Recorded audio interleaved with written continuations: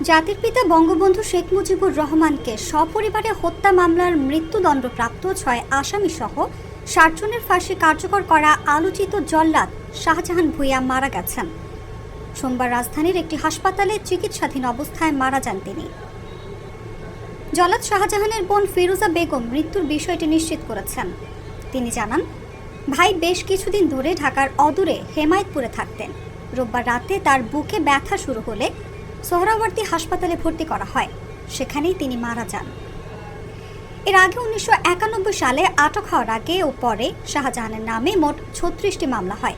এর মধ্যে একটি অস্ত্র মামলা, একটি ডাকাতি মামলা এবং বাকি ৩৪টি হত্যা মামলা।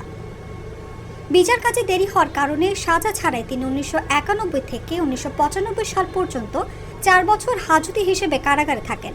১৯৯৫ সালে তার সাজা হয় ১৪৩ বছরের। পরে ৮৭ বছরের সাজা মাফ করে তাকে ৫৬ বছরের কারাদণ্ড দেওয়া হয়। ফাঁসি কার্যকর ও সশ্রম কারাদণ্ডের সুবিধার কারণে সেই সাজা ৪৩ বছরে এসে নামে।